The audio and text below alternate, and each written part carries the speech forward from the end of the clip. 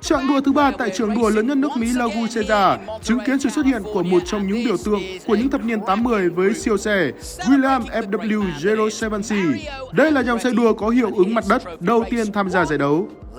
Điểm nhấn là thiết kế rất ấn tượng và những cú tăng tốc xé gió sẽ khiến người hâm mộ vô cùng thích thú. Charlie Nierberg's in the lead here, Meeker behind. They're quickly gapping the rest of the field. And it's important to realize the different eras of these cars. The Lotus that's in fourth place there is a Type 79. That was a World Championship car, ironically, with Andretti driving. And car currently belongs to Duncan Dayton, being driven by Mike Fitzgerald. But fantastic, certainly the class of the field in its day. It's interesting how these cars get a new life in vintage racing.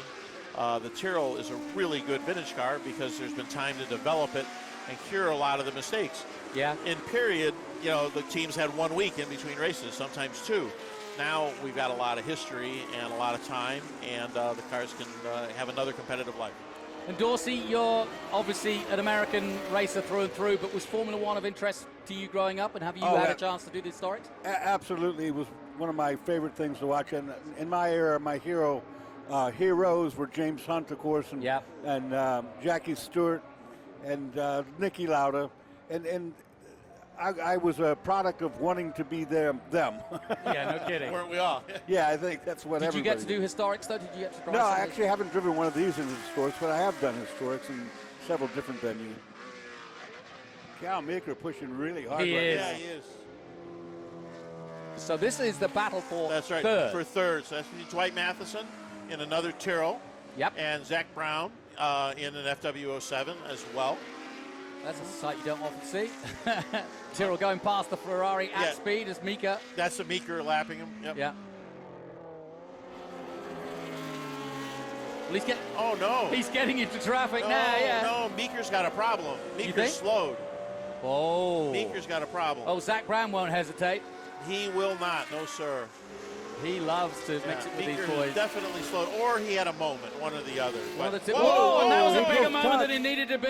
Oh, that was all Meeker's fault. That was all Meeker's fault. Like, that's your opinion. Let's Yeah, what do you think? Dorsey? Well, he didn't back into him. Yeah, he didn't back into him. I mean, he hit. That's a good point. He hit the right rear of the Tyrrell with his left front. I mean, that's pretty indefensible. And Meeker was way high. Cal is such a heads-up guy and such a good driver. It's surprising. Oh, he'll be kicking himself. Oh, he'll be livid. Yeah. That's going to give Zach Brown the win, isn't it? It looks That like is, it. Yeah. That is crazy. I'm just trying to see if he's come out of the corner yet, but. Oh, but maybe Cal will get across the line first. I don't know. Let's see how far he was ahead. Let's see. Here he comes. He just crawls along, and he does take the checkered flag. Oh, he does take the flag. Still does good. take it. Good job. But I think he did have some sort of problem, though. He that did. He was dealing with. He had a problem, and I think that was contributed probably looking to, down, to yeah. the contact. Well, we've had a perfect insight here with Dorsey Trader, the race director, or at least somebody who's put in charge of making sure that these go or run as well as we can to time, because it's not an easy thing to do at all.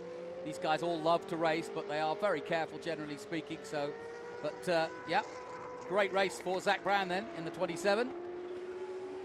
A World Championship winning Alan Jones car from 1980. Well, an eventful race for sure. Mika, though, taking the win. Let's head back to Kev Harris, who's joined by the founder of Revs Institute, Miles Collier.